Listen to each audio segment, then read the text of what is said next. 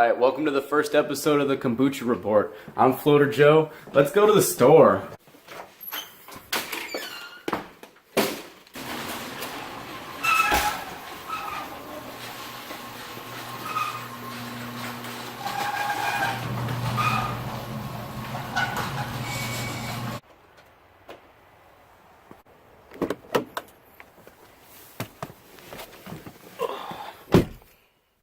Let's go head over to Sprouts and see what they got.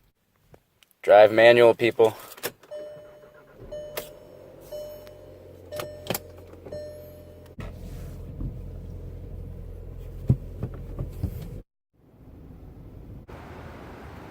Alright, we're here. Big ups to Sprouts for carrying all the booch. Let's see what they got.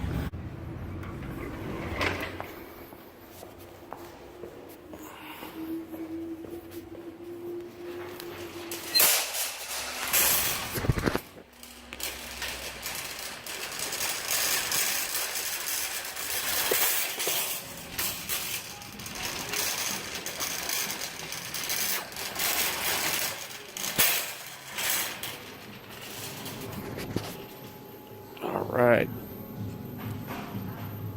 How do you choose one? I'll help. Start here. GTs, they started it. Start there. Alright. The reason I say review all things kombucha, you got this cool stuff too. You got gut shots. So many things to try, I can't wait. Alright, starting with the basics. We got original kombucha, ginger kombucha, but then why is it the same one in a different bottle? I'll show you guys soon enough. Might as well get some stuff for some kombucha flavors. Try citrus. These ones.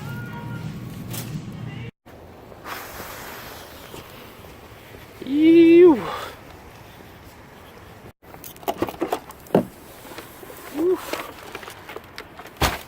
Awesome. We did it.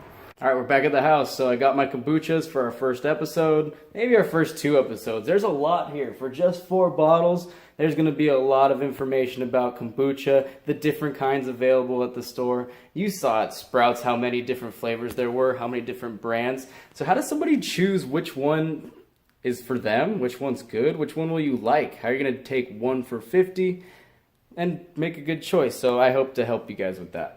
So yeah, you'll notice with the kombucha that I got an original, I got ginger, and then I got the same flavor but with a dark bottle. We'll go into that. That's what I hope to show you guys on my first episode, where I review and compare to. I got a flavor by itself. We got GT's Trilogy, but you'll notice it's also a dark bottle. I'll explain in its own episode as well. There's a lot to learn here. So what I want to start with though is original kombucha, but before we get into it and start judging other brands of kombucha, let's dive in and taste my kombucha and what we should expect from an unflavored, unfiltered, I call it plain kombucha. They call it original. So let's dive in, let's go have a drink.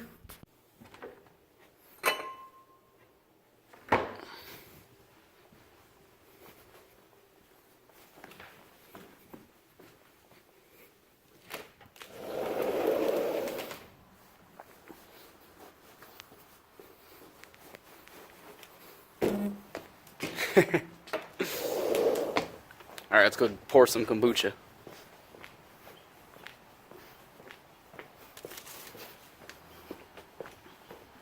Got my kegerator.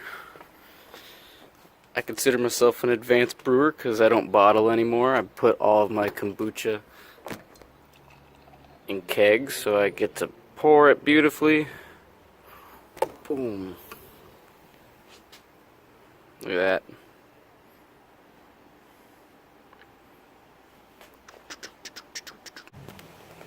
So what's it taste like?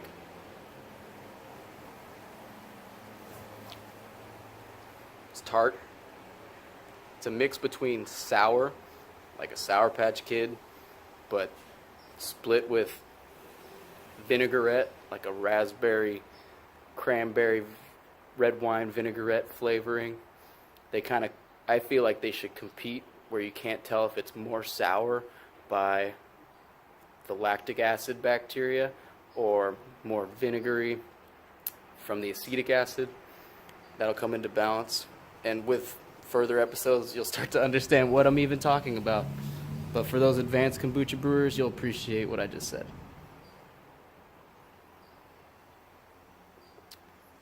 A lot of people are turned off by kombucha because when you drink, you smell at the same time. And instead of really tasting it, people get caught up in the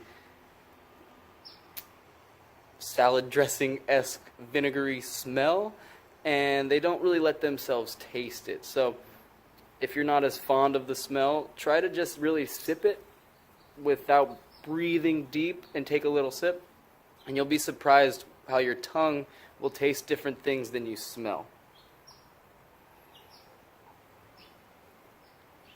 Mine smells like if you took a drop of apple cider vinegar and put it in like a nice honey water. Smell a little bit of residual sweetness. Not much though. But overall, I think it's pretty good kombucha. So now that a little bit of time's passed, you can see that my kombucha's settled down a bit. You still get a little bit of a residual head. No, not really any lacing like you'd get in a beer, because you want kombucha to be effervescent. You don't really want it to be forcefully carbonated like a soda that you'd crack out of a can.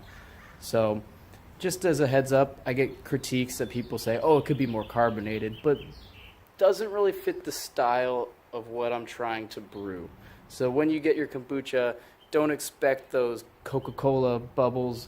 It should be somewhere between a champagne and like a French soda, like an Orangina, something like that. So what's kombucha taste like? Yeah, it's sour, a little bit vinegary, but if it smells like apple cider vinegar a little bit, but with some sweetness, you'll be surprised when you taste it, especially plain or original unflavored. Very apple cidery.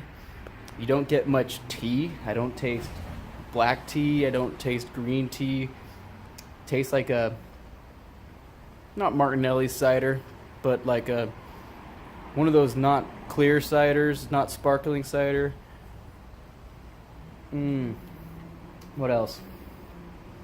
Yeah, very appley. You'd be surprised. I feel like a lot of people think I flavor all my kombuchas with apples because you get a very red apple, gala apple taste with a little bit of fermented complexity. So that's my favorite part, is the fermented complexity and the sourness.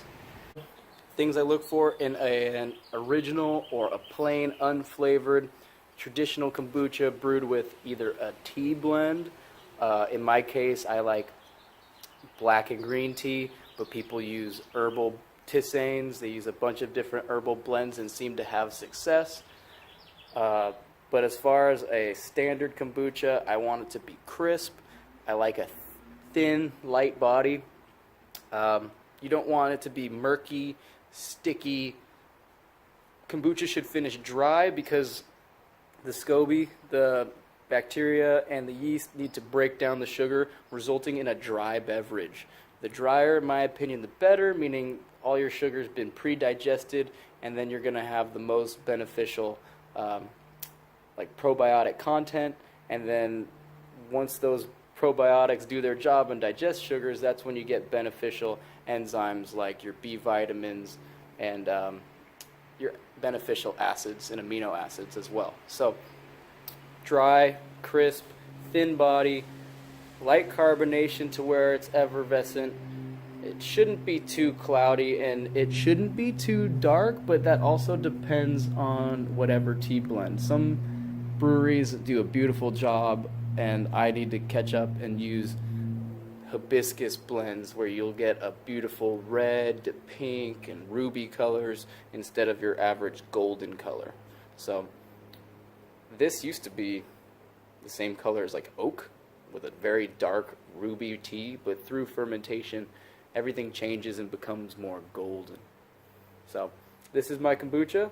I hope you enjoyed listening to me. I hope I didn't ramble on too much for my first episode, but I think it's best to check out my stuff before I go into reviewing everybody else's kombucha. So I do have some sort of stake in the game, and I'm the kombucha guy. What can I say? Cheers.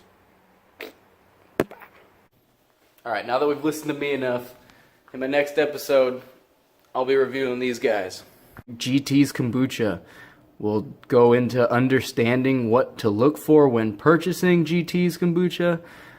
Big shout out to them. Thank you for starting the kombucha industry and being my inspiration and the people who got me interested in this awesome probiotic drink. But what's going on here? We got 2 clear bottles and a brown bottle. So in my next episode, we'll go over kombucha for everybody, unflavored, like I drank in my introduction episode. We've got first flavor. We got ginger aid, which is just a kombucha with ginger juice flavoring. But we got this one here. We got a dark bottle of the same flavor, and it says contains alcohol. Must be 21. But I thought this is a healthy drink, not booze. But we'll get into that as well in a minute, or next episode. Yeah. Cheers.